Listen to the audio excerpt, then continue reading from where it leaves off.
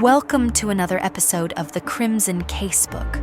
Tonight, we delve even deeper into one of America's most chilling and perplexing unsolved mysteries: the Colonial Parkway murders.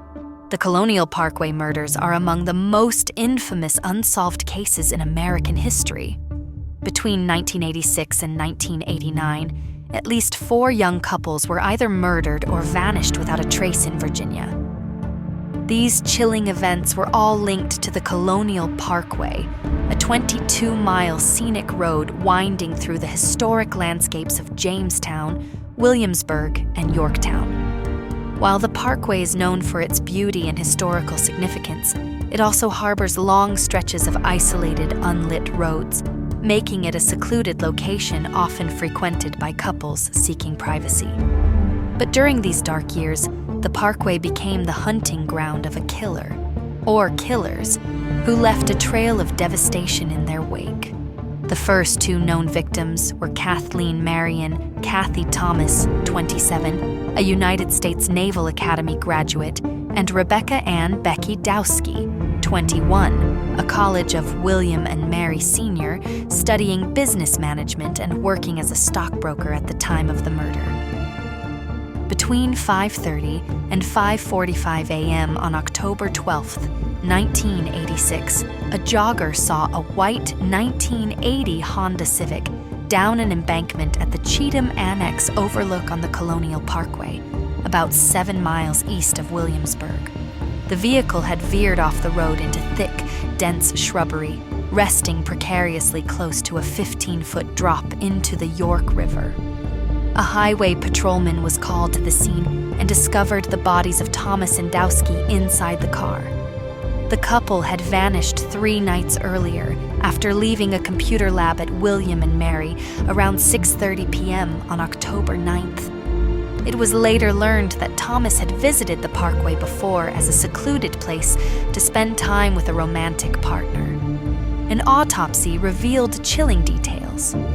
Both women had rope burns on their wrists and necks, indicating they had been restrained. The cause of death was strangulation, but the brutality did not end there.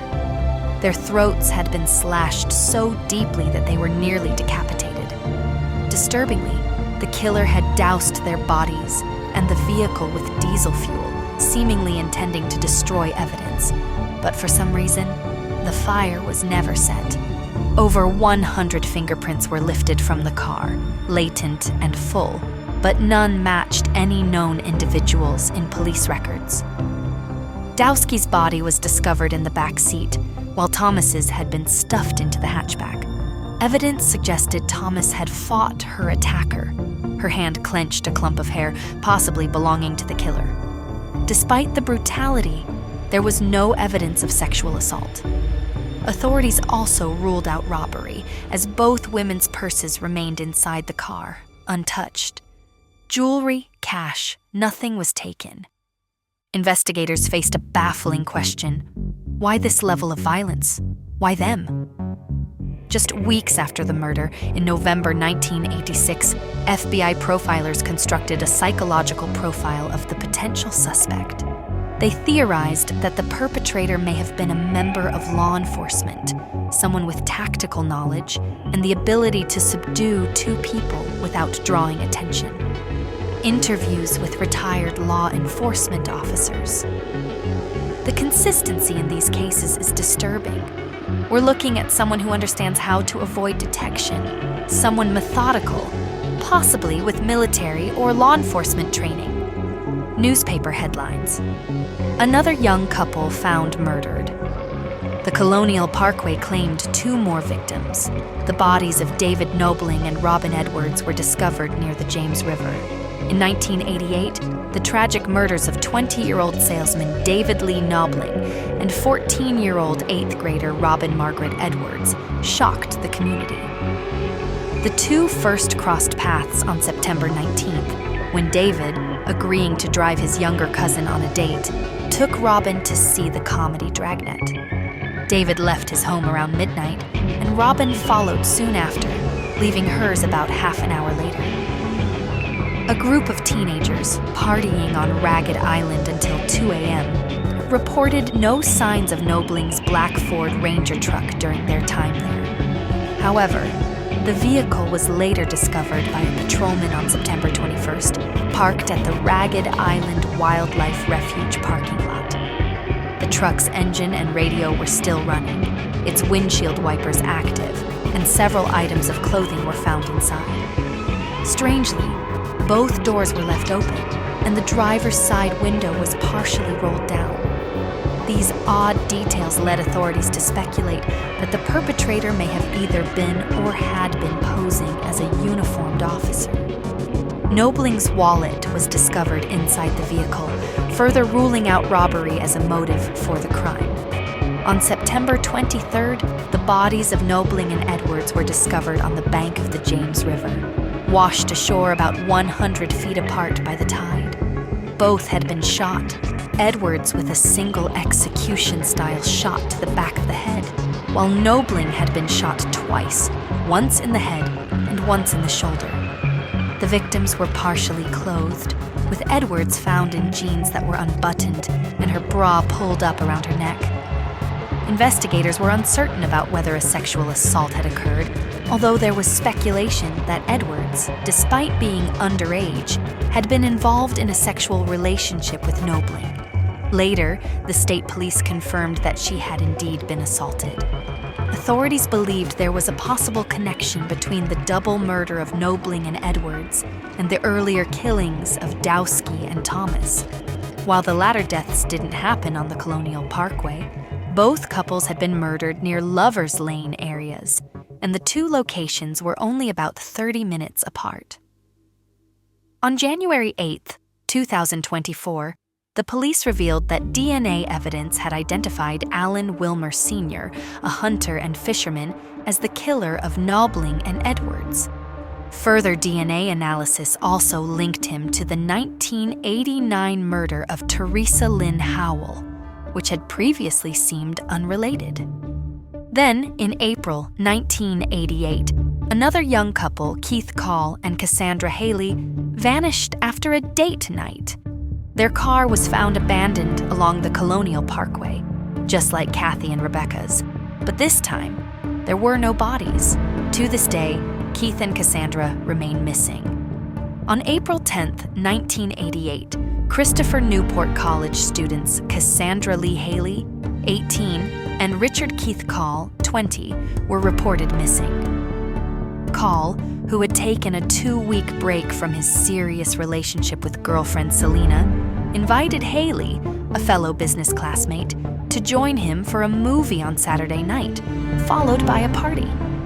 Call's brother helped by purchasing beer for him. He picked Haley up at her family's home in Grafton for their first date, and they traveled in Call's red 1982 Toyota Celica. The couple attended a party in the University Square area, where they were seen socializing separately. They were last spotted leaving the party sometime between 11:30 p.m. and 2:25 a.m. The next day, Call's unoccupied vehicle was discovered at the York River overlook in Yorktown. The car keys were found on the driver's seat, while a watch and eyeglasses were left on the dashboard. Nearly all of Call's clothing, including his underwear, was found in the back of the car, along with some of Haley's clothing. Police later confirmed this was the same attire the couple had worn that night. However, both Haley's purse and Call's wallet were missing. Police dogs tracked their scent from the car, past the Dowski-Thomas vehicle recovery site, to the Indian Creek shoreline, where the dogs attempted to enter the water. Initial speculation from park authorities suggested that the couple may have drowned while swimming, but this theory was met with skepticism due to the cold water temperature and the steep 20-foot embankment. In the days following their disappearance, the FBI became aware of a fisherman in a pickup truck who had approached at least one other couple on the parkway around the same time. This suspect, later identified as Alan Wade Wilmer, was placed under surveillance. Police observed him cleaning and spray painting his truck. A search warrant was executed at Wilmer's home, where handcuffs and a gun were found. Despite this, An FBI polygraph examiner cleared Wilmer, and he was released. By May 1988, the FBI had offered a $10,000 reward, and by June, the term Colonial Parkway murders began to be used to describe the case. After decades of uncertainty, in January 2024, authorities made a groundbreaking discovery. DNA evidence identified Alan Wilmer Sr. as the likely perpetrator of the Colonial Parkway murders. However, Wilmer died in 2017, meaning justice in the courts will never come. But closure may finally be within reach. The Colonial Parkway murders left a lasting scar on the families, the victims' loved ones, and the community. While new forensic breakthroughs have given us a name, many questions remain. Could there have been more victims? Did Alan Wilmer Sr. act alone? And how did he evade justice for so long? If you found this case as haunting as we did, be sure to like this video and subscribe for more deep dives into unsolved mysteries and true crime cases. We post new episodes every week, so turn on notifications to never miss a story.